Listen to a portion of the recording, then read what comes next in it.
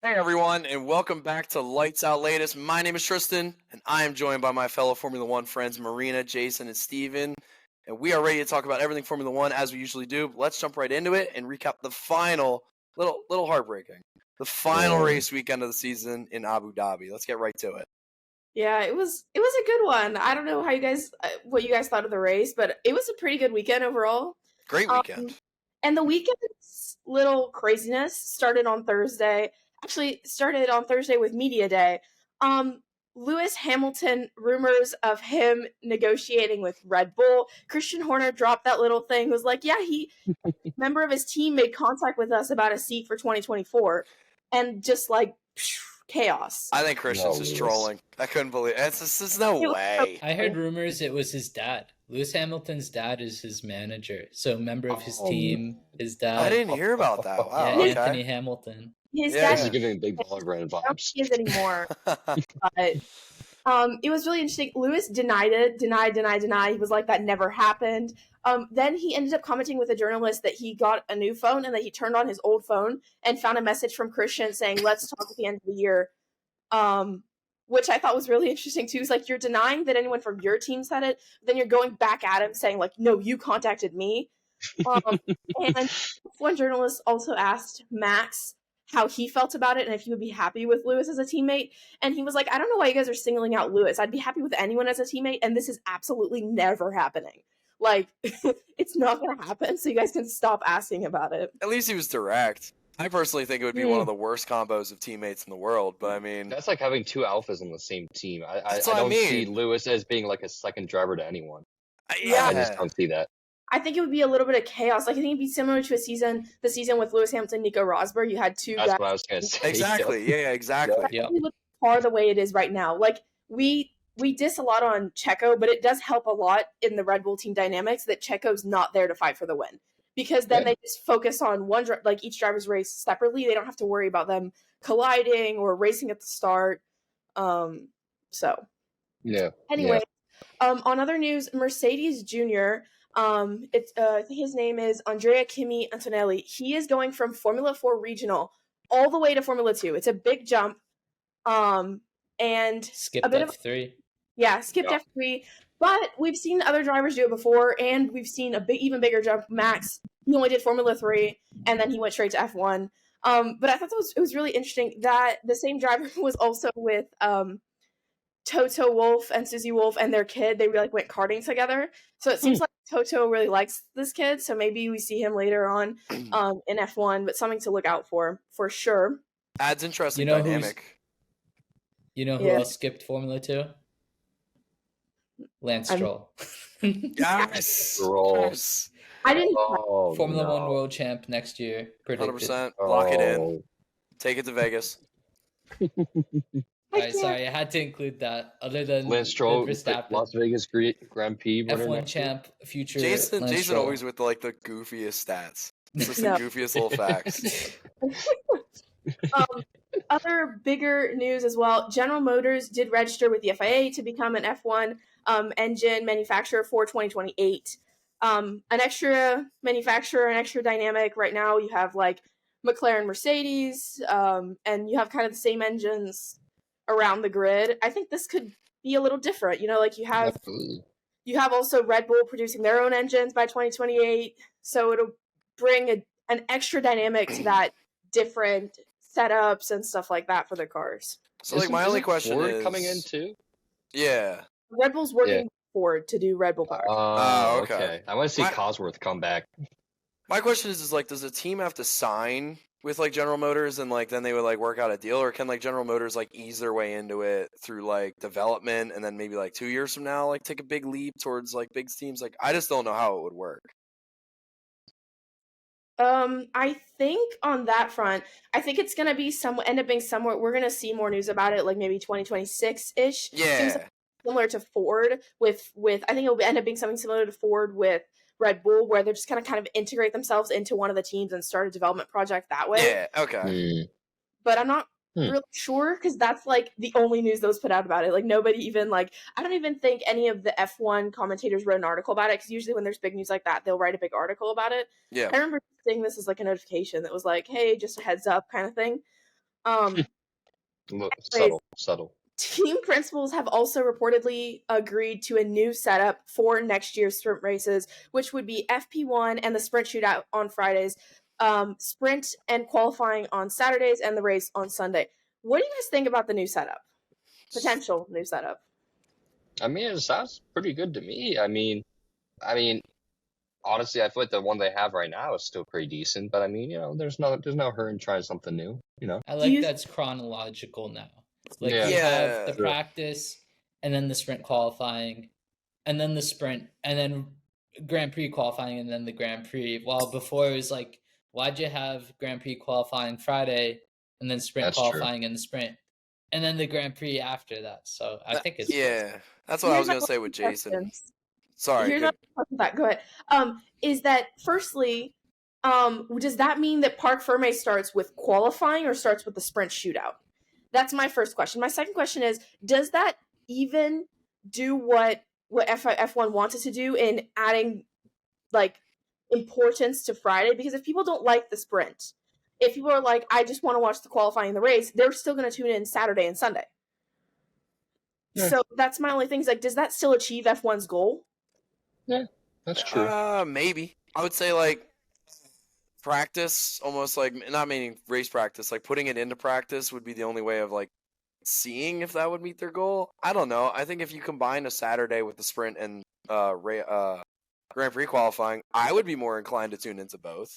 I don't know. Agreed, Again, that's coming from someone who actually I love qualifying in any motorsport.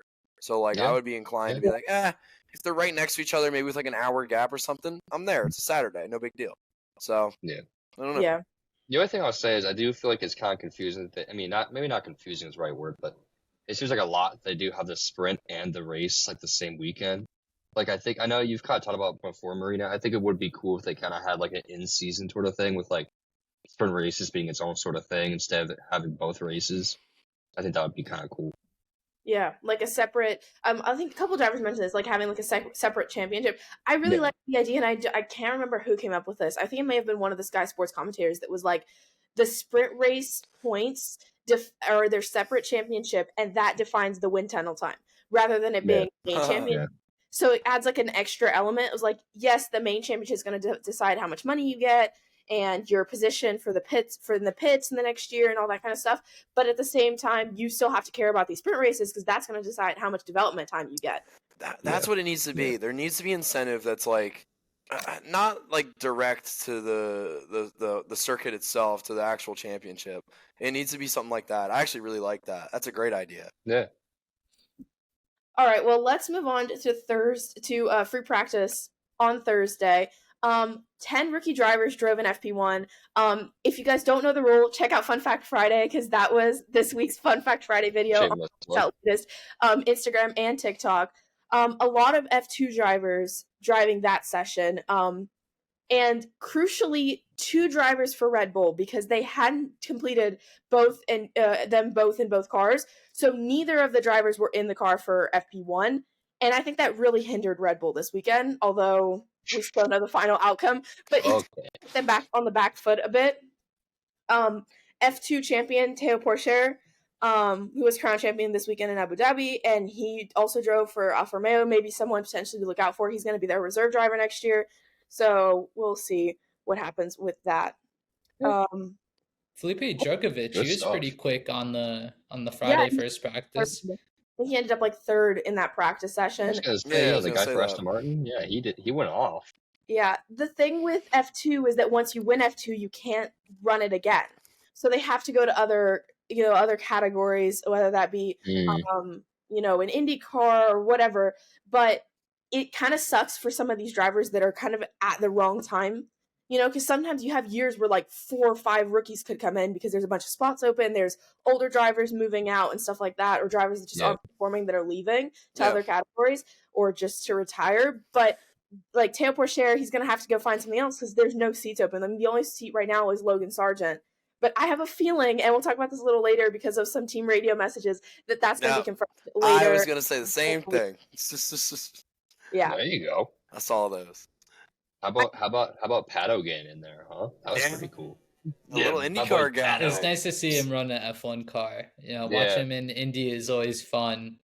Yeah. But stepping into the F1 All-time car favorite first driver. time, he didn't really light it up, but at least No. he's there. First But time. yeah, And He got he's seat now time. the official reserve driver too for McLaren. Yeah. Yes. Yeah. So Love to if see it for him. Norris or Piastri, they're out for a weekend, we could see Pato F1 finally. I Yeah. would love to see Pato and Lando be on the same yeah. team. Oh, I'm really hoping something he that gets his would be chance. so awesome. I Oh, also really liked, I was kind of listening to some of his team read. He gave a lot of really good feedback to the team. Like, a lot of the drivers, the junior drivers, they can't give that accurate feedback. It's their first time in F1 car. They don't really know what it should feel like that well. But he gave some really accurate feedback to the team, which I think really helped them in their setup.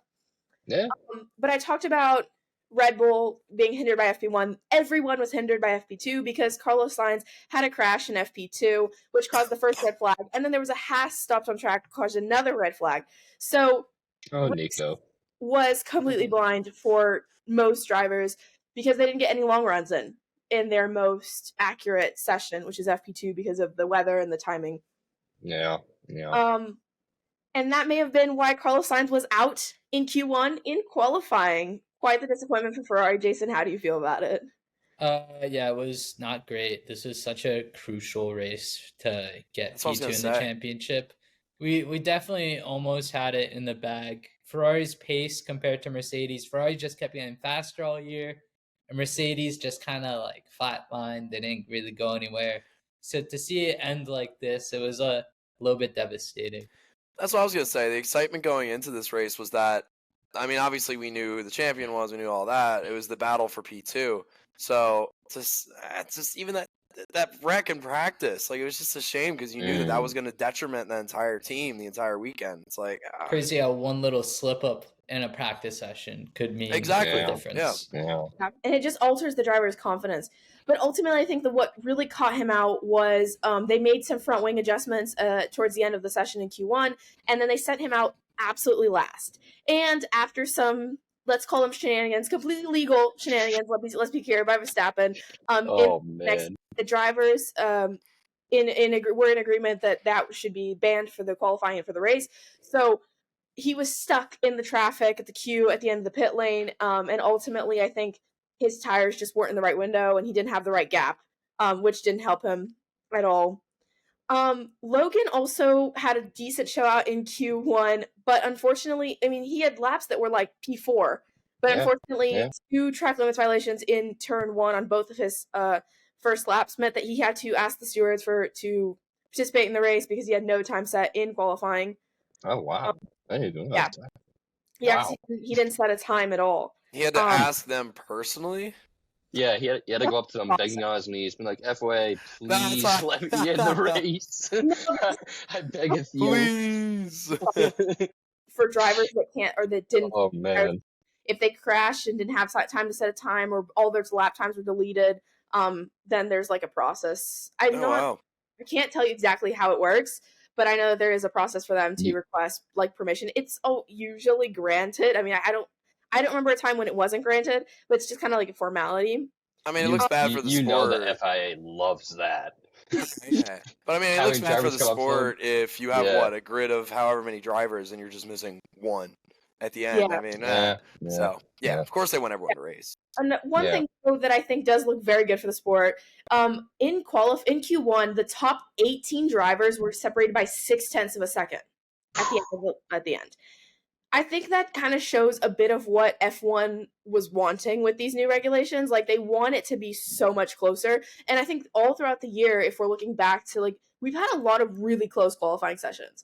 You can't really say too much of the same for the race because of Red Bull and their pace, but for the most part, it's been so tight during qualifying. Qualifying to me has been the best part of the weekend, honestly. I mean, it's just like you said, it's been so competitive compared to the rest. I mean, obviously, the Max Verstappen shows on Sunday, you got to tune in for that. But Saturday, it's always just, I don't know, it's my favorite part of the weekend. So seeing it being that competitive, especially in the last race of the weekend, very nice. Especially seeing Max Verstappen had to go through traffic. That's another thing. Yeah, year 2 of the new aero regs and year 3 of the financial regs. I mean, the cost cap and the aerodynamics, it really, I think it made a difference. All the teams are competitive. All the teams are like close to break even. You know, some teams aren't there yet, like Williams and Haas. I think, clearly the new regulations were a success. I remember even back in like 2017, you'd have Williams or somebody off by like 2.5 seconds at the back. But now to everybody's like within a second. Haas had their time to shine in Q3. Williams had their standout races. Alfa Romeo, even the back markers aren't really back markers. They're just kind of like midfield now. Like there's the midfield and then like the race winners. There's no back markers like there used to be. I think it's been a great move. Yeah, for sure. Speaking of the cost cap, because you did mention it briefly, do you think there's any specific team that might be in breach of the cost cap regulations this year? Because given some of the team's major upgrades, I think AlphaTauri brought 5 new floors this year. They brought a lot of updates. The big jump that McLaren made. Do you think that could hinder them? And do you think that could be a cost cap violation that maybe, I don't know what the penalty is going to be, because the only team to have done it that I recall, I don't think anybody was in breach this year or at the end of last year, 2021, it was Red Bull, and they got a financial penalty and wind tunnel time. So is it going to be a more severe penalty if there is? And is there anyone that you guys think is in breach? I think it kind of just depends on the severity of it. Like if it's I guess it's all relative in F1 just because everything, they have so much money to begin with. But yeah, I mean, I think it just looks like you just have to look at how severe it was and how much, gain they got off of it as well, because evidence would be a big thing with that as well. So I think there's a few points there. Yeah, 100%.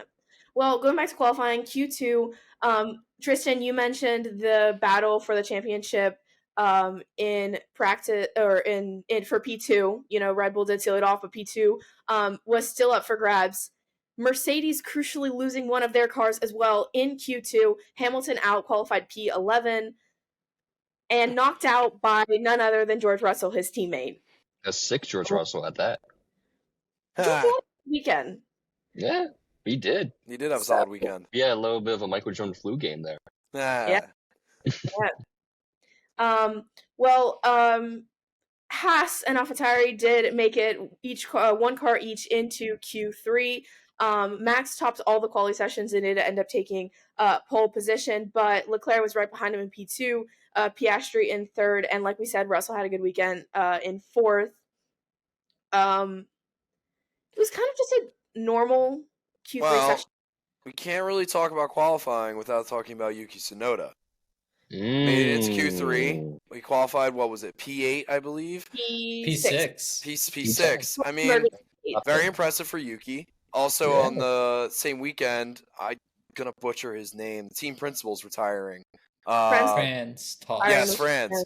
And obviously, there was a lot of media coverage on that and how Yuki, personally was, very, how do I say, emotional, I guess you could say, because it was a very close relationship between the two of them. So, to see him, and obviously we could even talk about it in the race later on, to see him succeed this weekend in a really significant way was just pretty cool in a symbolic way.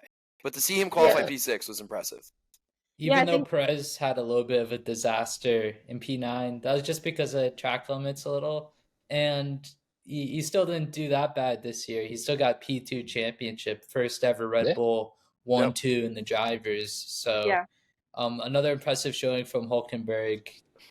Haas, regular, qualify good, race bad. It's been like that since 2019. So yeah, it's a shame. And we were talking during the race, and you mentioned you're like, oh, poor Haas down, and I think they were 15th and 17th or 17th and 19th or something like that. And I didn't even connect the dots at first that Hülkenberg had started 8th, because he dropped all the way down the timing screens so fast. Yeah. I think he could have also lost out very big on the start. I didn't see it, but I think he probably lost out pretty big on the start as well to lose that many positions that fast. Hopefully they have some better race pace next year, but we'll see that all in 91 days at Bahrain Testing. Could we, early prediction, could we see Haas partner up with GM? I feel like that could be something that could happen. Potentially. Just two American manufacturers coming together. Pure America, maybe right down there. the road, right now they're so entwined with like Ferrari parts. I don't think it would make sense for them to like buy a GM Cadillac engine with like Ferrari steering rack and steering wheel that's and true. gearbox. That's So true. maybe Man, just imagining that long as a car would time, be but terrible. it would be a dream. See, but think about Obviously, it. priority is Andretti, but Yeah. We'll see. Yes, but you gotta think about it, right? Listen, this is coming from my personal take in the motorsport world. You got American muscle. Okay, we're talking muscle in terms of motor, and what makes a European car? Their Preach. handling, everything else besides the car. Listen, you shove a great big American Cadillac motor inside a Formula One car, give it all the bits and bobs of a Ferrari besides it.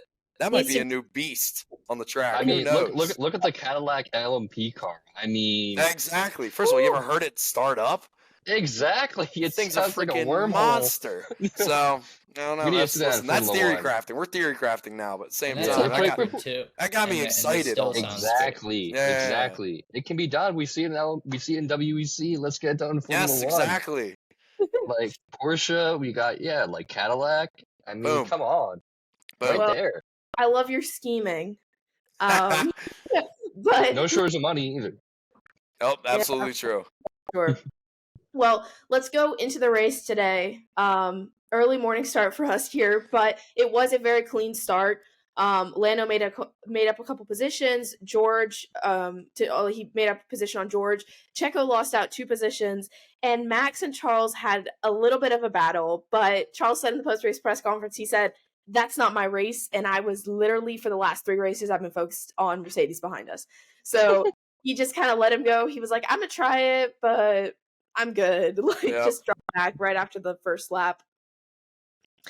Yeah. So, yeah, very focused on that. Lap 15, a slow stop for Lando Norris, and hot take from me, since you guys all got your hot takes. Oh boy. Lando Norris's pit stop and Checo's 5-second penalty on, I think it was like lap 50 something, cost Ferrari P2 in the constructors. Besides Ferrari being Ferrari, they definitely the penalty. Arguably to blame. Lando's him behind George.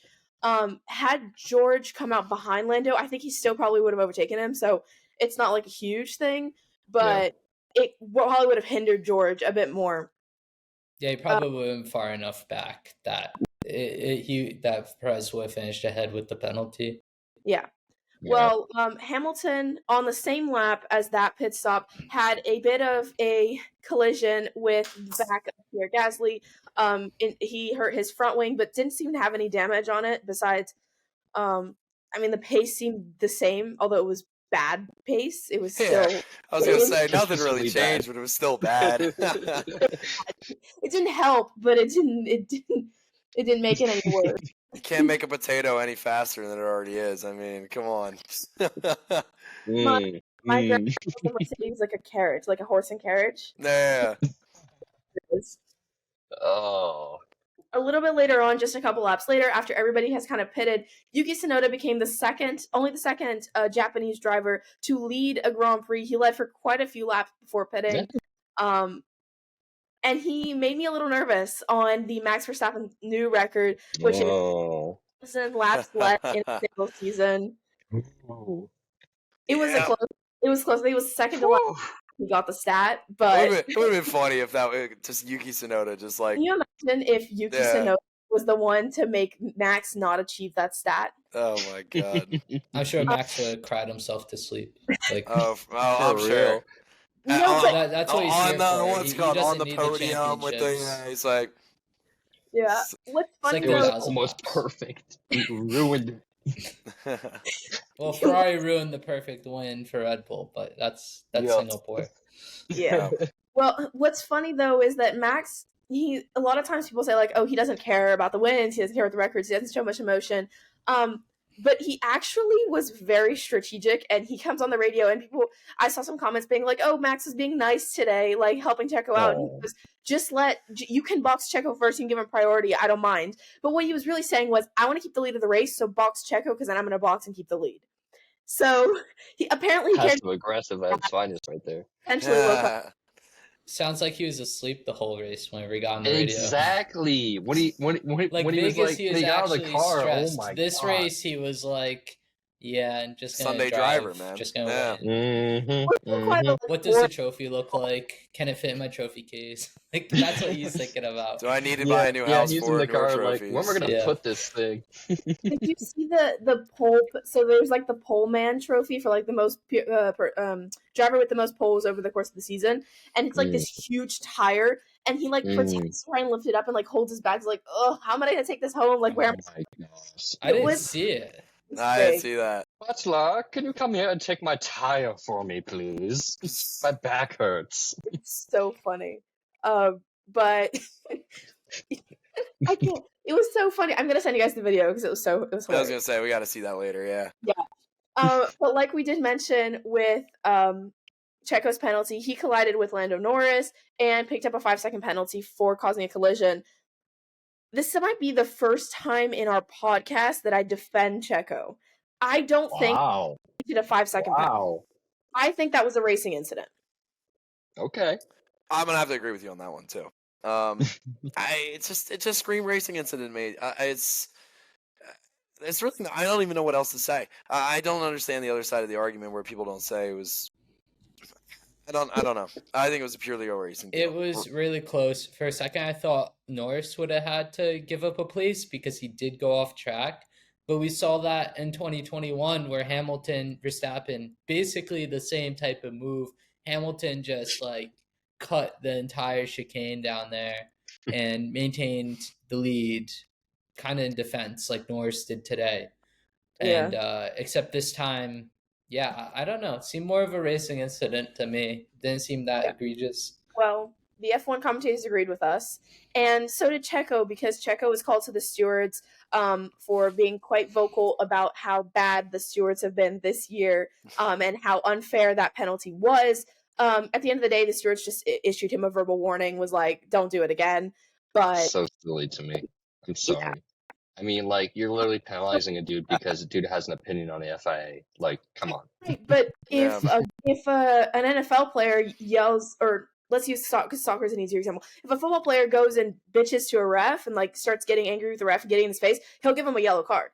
Yep. Yeah. Right. I mean, yeah. I mean, it's the same in baseball, though. It's the same in like you. A little bit of ruffling the feathers is never a bad thing. Yeah. Unfortunately, it's part of the deal. Is the officials have egos of their own almost, and give or take, they can ruin your day. That's just how it goes. Yeah. Well, let's talk a little bit about Ferrari. Carlos Sainz had the worst strategy I've ever seen from Ferrari, and that's saying something because Ferrari's had some really bad strategy calls. This year, not so much. Last year was horrible. The year before was even worse.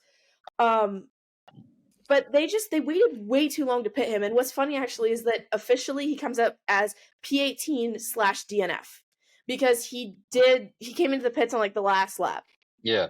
After Max had crossed the line, I believe. So that's why actually what it comes up as is /DNF. That's hilarious. To be fair, I mean, they really had to throw a Hail Mary today. They were starting 16th.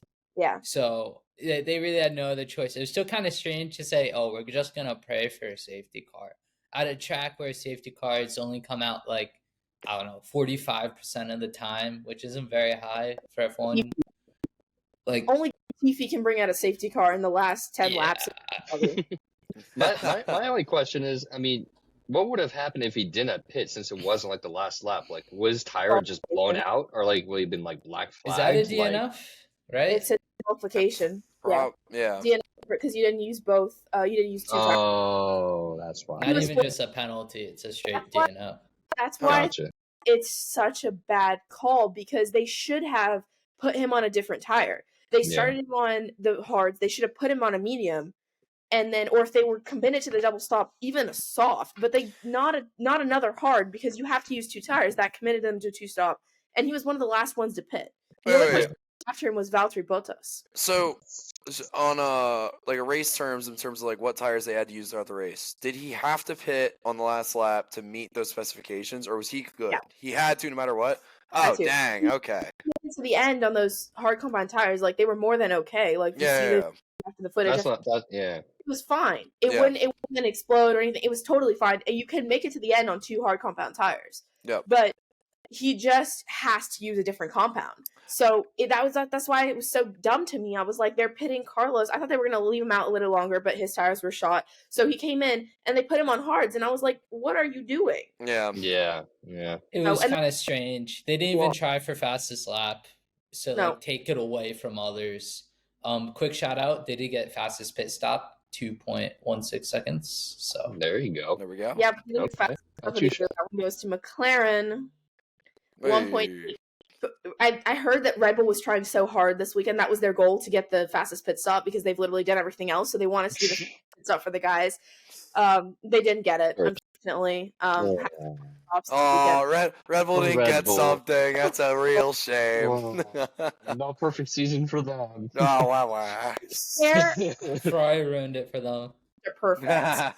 21 out of 22 race wins, 19 out of 22 for Verstappen.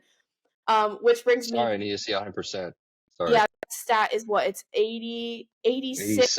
Yeah. That's a B plus, is it not? Yeah. He That's ended so with a B good. plus. He still has to take the final though. If he got a 90, he wouldn't have had to take the He final. has to but take the final. he still What's gotta the take final, Curve on Steven? it. Does the Yeah. professor curve? Yeah, I don't know. Well, I mean, the that's gonna be finals, they determined by all the have FIA. to. No, they all have to Well, run Massey around the curved track. it one year, That's the so rule. you know. Yeah, the final is 1 lap around Yas Marina on foot. Yeah, I'm just saying, for Max Verstappen, there's room for improvement. I mean, I would like to see any driver, Max included, try and top a season like this, because I don't think it will he's gonna happen. try. in the I don't very think we're gonna try. see it. I don't think we're gonna see it in our lifetimes, honestly. I The don't only either. chance is possibly next year. If they're just as good next year as they are this year, then that would be it. But I think year after that, it's gonna be a much more equal, and or somebody's Yeah. gonna be a new standout or something.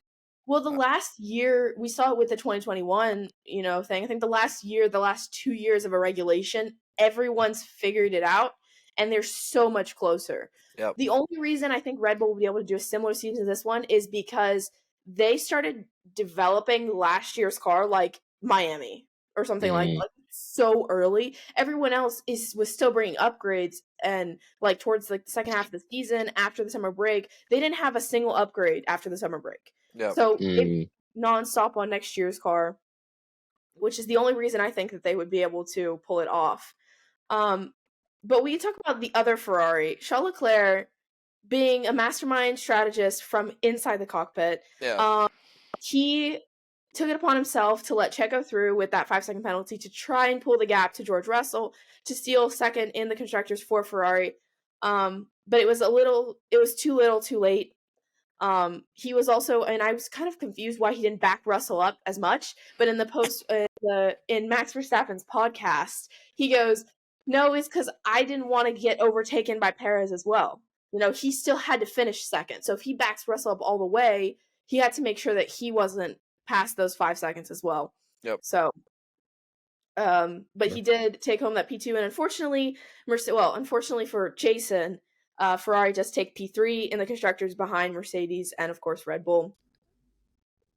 You see, the amount of thinking and strategy from both Sainz and Leclerc from the car has been unacceptable. Like, they need to be focusing on the race, and that needs to be with the pit wall. Like, incredible stuff. Like, Leclerc said that. I don't even think the Ferrari pit wall understood what he said. Like, it's been great that Leclerc and Sainz have been able to, like, take over the strategy role. They even fired their director of strategy, like, second race of the season and promoted the guy under him.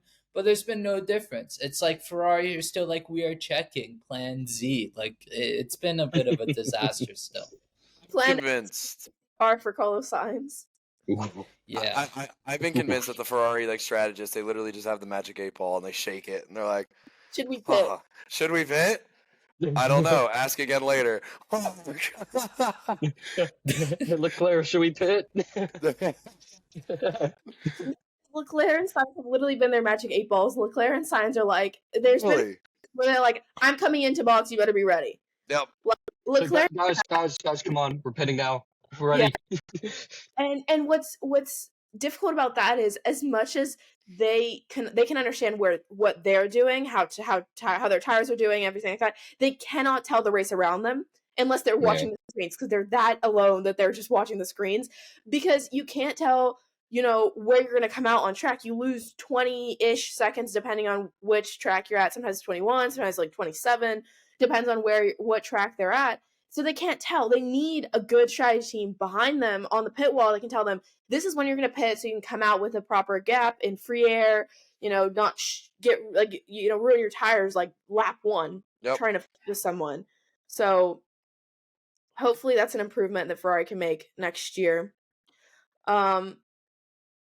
Let's talk driver of the day. Driver of the day was Yuki Tsunoda. And Max Verstappen did take the fastest lap with it the fastest lap point, which put him 575 points for the season. Another record. Oh yeah. Just putting it out there. Still the biggest gap from P1 to P2. Bigger than P2 to last. What I thought was interesting about the Drivers' Championship was that the top 10 is 5 teams.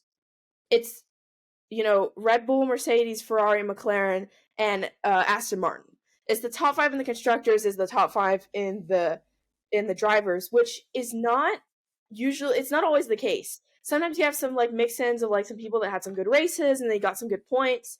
But it was literally top 10 drivers is the 10 drivers from those top 5 teams. A number of teams this year had a clear 1-2 of who is the better driver. Yeah. I mean, there's a few exceptions like McLaren, they're pretty equally matched, and Mercedes arguably equally matched. Ferrari, of course, too. But otherwise, most teams had a 1-2. I think that helps. And then again, back to the budget cap and the aero, scale. It just shows everybody's so much closer. Yep. Yeah. And speaking of a clear 1-2, Alex Albon clean sweep on qualifying head-to-heads with Logan Sargent. Yep. Last person to do that, of course, was Max Verstappen on Alex Albon, so he got a bit of his revenge on that one. Clean sweep 22-0 on Logan Sargent. Good for him. But Logan Sargent, and we'll get into some of the post-race kind of highlights, moments, and race radios. Logan Sargent, James Giles over the radio told Logan Sargent, he sang his praises, and then he says, I look forward to working with you this winter and beyond. Or the ones to come, or something like that. Yeah. Then he goes on F1 TV and says, this isn't a confirmation that Logan is signed, there's no contract yet, it's still to be determined. I think that's slip of the tongue of, it is determined. There are things that are being planned. Be excited, basically. It happens. The only reason I could think that this isn't a clear driver contract is if he might be retained as a reserve driver. Maybe they got somebody else. You say work over the winter, that's a reserve driver in the simulator. That's all I could think of. Yeah. That's fair. It's a fair pull, yeah. Mick, Mick is a Mercedes driver. Usually Mercedes has a bit of say over that second seat. At Williams, so it could be Mick. I don't honestly, I'm racking my brain to try and think who they would put in that car other than Logan, because you have drivers that are fully capable. I mean, we talked about Felipe Drugovich being third in the practice session, but he's not a Mercedes junior or in a Williams junior driver program or anything affiliated to that. He's an Aston Martin driver, and so those switches. I mean, if they're gonna switch for someone else and take a younger driver, a rookie driver, I feel like it's going to have to be someone from their junior driver program. And so the only other option would be Mick. Could it be Frederick Vesti? He's a Mercedes junior. Yeah, he is. I don't know. I mean, he had a good showing this year, but in F2, but I don't know. I mean, there's not that much hype around him, and I feel like that's also important. As of right now, I think Sargent, with the money he brings and all the upgrades the team has been doing to their facilities and stuff, I think they're just going to retain him unless they could get bigger sponsorship from another paid driver. I bet we'll see him on the grid. I hope not. I hope we see some new exciting F2 driver or something. But Yeah. But he's a rookie. I mean, come on. Some new exciting. He is new and exciting. Wow, yeah. Mick didn't have sat right behind Toto every race. That's true. Mick didn't have much of a better season than Logan. I mean, if you look back at like some of the races Logan had, he got pretty unlucky sometimes. So did Mick. I mean, like I feel like they're pretty matched. The only difference is Mick is a Schumacher, and he has that name and all of the stuff that comes with that. And Logan's American, and Logan brings all the American sponsorship. So which are they going to prefer? I think that's going to be. Mick is in WEC next year. Yeah, that's true. Contract for next year, in World Endurance. So who knows? But you talked about it earlier. It was Franz Tost last race. Franz Tost, of course, AlphaTauri team principal. He worked with so many drivers. I think he has more than 20 drivers that he's worked with, and like I think last year almost half the grid were Red Bull juniors. He worked with Sebastian Vettel, he worked with Max, he worked with Yuki, he worked with Daniel, Pierre, Alex, Sebastian Vettel. He's been so crucial to AlphaTauri, to what was Toro Rosso, and a lot of people had a lot of nice things to say about him over the team radio. Daniel Ricciardo, Max, Yuki, of course. So it's gonna be sad to see him go, but I hope he enjoys his retirement, and I do think we're gonna see him back soon. Oh, for sure. You know who's taking his spot? Laurent Mekies. He was deputy team principal at Ferrari. So if they have a bad strategy next year, I hope Ricardo can figure out strategy from the car. What I'm worried about, though, with that is that AlphaTauri is going to take on a lot of the Red Bull parts from this year. So in theory, they should be much more competitive. And when you're in a more competitive spot, I feel like the strategy is even more important because, lower down the grid, you're fighting for 13th or 14th or whatever, you're coming out. The chances of you getting points with the AlphaTauri was very low this year. Next year, they could really be fighting for points on like every race basis. And then you really need your strategy to be like top notch. And that really scares me. I don't think you has the capacity to be yelling curse words over the radio and decide. I don't see it. So he needs to get mentored. He needs to get like I don't know. He's not a rookie anymore. This is his third, fourth year already. Yuki. The big boy pants on. Well, he's not a rookie. I mean, I don't know. Yuki still feels like a rookie to me. Well, he looks like a rookie, if we're being honest. Wow. It looks like he should be in 5th grade, but I mean, that's besides the point. Funny is, I always thought Lando Norris was so short, but Lando Norris is like roughly my height. He's like 5'9". He's like 5'9". And look at, they were in the post-race show, Lando next to Yuki is really funny because I thought Lando was almost Yuki's height, but Yuki is like way shorter. Yeah. Speaking of the post-race, weight savings. Yeah, that's true. I mean, it really helped them early throughout the year before Daniel Ricciardo got there that AlphaTauri had they had all their drivers like roughly like the same height, very short. Nick DeVries, Liam Lawson, Liam's taller, but Nick DeVries and Yuki Tsunoda were very like equally matched in terms of how short they were. Yeah. So that was kind of helpful. Like Russell didn't fit in the Mercedes when he That's what I was subbed gonna in say. 2020. Yep. He was just so tall. Like he wore boots that were like It was a size down. too small because they just He's made the gotta be pedal above back like 6 foot, right? George? I think so. Yeah. I think he's like 6'2", right? Something like that. Something like that. That's a tall race car driver. Yeah, we did quickly. I just quickly want to mention that we did talk about the Drivers' Championship, and I said the top 10. But Fernando Alonso and Charles Leclerc ended up with the same amount of points, which is a great showing for Charles. He ended up behind on countback for P2 finishes because of how many P2s and P3s that Alonso did have earlier in the season. But it's just such an accomplishment based on where they were at the beginning of the year. I mean, Charles didn't even go out for a final Q3 lap in Bahrain. Like he just took whatever he could get. And then they took an engine first race of the year. I mean, they were just it was so rough. It was just a rough season, and I think that really shows how rough it is.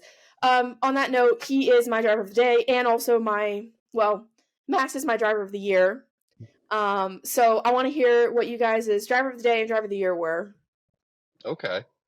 I mean, for me, I feel like he kind of went a little bit under the radar. I feel like Oscar Piastri is my driver of the day. He had a really good qualifying showing. I mean, he finished P2, won in Q3.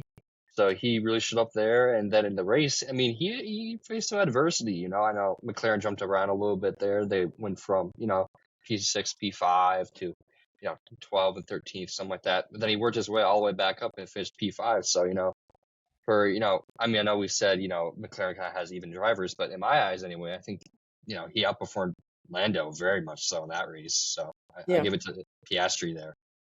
What about your driver of the year? Yeah, driver of the year. I mean, come on, Max Verstappen. I mean, you can't. Anybody have a different driver of the year? Out of curiosity. I don't know if Jason Ooh. does, but I do. So I was doing a little bit of digging, obviously, today. I was just like, I like to compare almost report cards last year to this year. Report card There meaning you in this go. sense points. Not great. Funnily enough, a man that we do clown a little bit, my driver of the year is Lance Stroll. Lance Ooh. Stroll is my driver of the year. He went from 18 total points last year to 74 this year. Finished top 10 in total points, where last year he finished 15th. I mean, that's just improvement. A guy that is very quiet, very docile on the grid, obviously has some problems here and there. A lot of people scream daddy's money, stuff like that. But to see that improvement is actually really encouraging. Like, that was super cool. Like, I was comparing the 2 years. That's huge. I mean, I don't know. Obviously, we've seen a late spurge here where he's done really good in these last couple races. But yeah, he is my driver of the year. Nice. Quickly, driver of the day. There wasn't a lot of shuffle in like qualifying to race. So, but Hamilton had to do a lot of overtaking between the Alpines and stuff. He battled for that P9. So, driver of the day probably gonna have to be Hamilton. You know, I might think Leclerc with that last second strategy thought might be, but it didn't end up working. So, Just thought that mattered. Tristan, I didn't cut you off there, right? No, you're good. Well, I actually have kind of the opposite take. I think it was just a repeat. As much of a Lance Stroll fan I tried to be, this year was just a repeat of last year. He got beat by his teammate. Any improvement was due to the car being faster. And my driver of the year is Fernando Alonso. He totally outperformed the car. He demolished the Stroll this year, was on the podium so many times. Literally, I mean, he was within a shout of like P3, P2 of the championship for a bit until Aston Martin fell behind. But he's my driver of the year. Even at his age, showing up, even start of the year, end of the year, battling for podium positions and at Aston Martin, totally outperformed. He finished 4th in the championship. Lance Stroll was 10th. He got more than double the points of his teammate. So he's definitely my driver of the year. See, now I was hoping somebody was going to choose Fernando because I wanted to choose Fernando. But I was like, no, you know, like, because personally, underdog story, he was the best of the year for sure. Coming into that year, all that. But I don't know, I went off the beaten path. I think as a whole, we could honestly possibly clap for Aston Martin. Both top 10 drivers. I mean, they had a really good year. But, no, Jason, it was my choice. I was going to go Fernando. Glad I didn't, that you did. That I got to choose someone else. But, my driver of the day is Yuki, by the way, real quick. Just great weekend all around. All right. Well, before we end off, our quote of the day: "Tell Esteban to defend like a lion." Oh God, who said that? I remember hearing that. I know. If nobody else gets it, I know. Steven, thoughts, Steven. Lion. Who would say lion like that? I don't know. That one sounds like something George Russell would say. But what year? Can I ask what year? It was 2021. I don't know. I'm gonna take a shot. I'm gonna take a shot in the dark. Pierre. I'm gonna guess. Or Checo. I could see Checo. Before I tell you guys who it was, I'll let Jason take it. I think Jason. This was Fernando when he was at Alpine in Hungary. I wanted to say Fernando. Yes. Esteban was fighting for the win. He got it. He won Hungary 2021, and Fernando was really egging him on there. So yeah. That does make sense now that you say it. Well, thank you guys for watching our very last post-race podcast of the year. We will, of course, still have more podcasts every Monday at 11:30. We also have our Instagram and our TikTok at Lights Out Latest for our Tech Tuesday, Wag Wednesday, Throwback Thursday, and Fun Fact Friday videos. Thank you guys for watching. We'll see you guys next time. Adios. See ya. See y'all.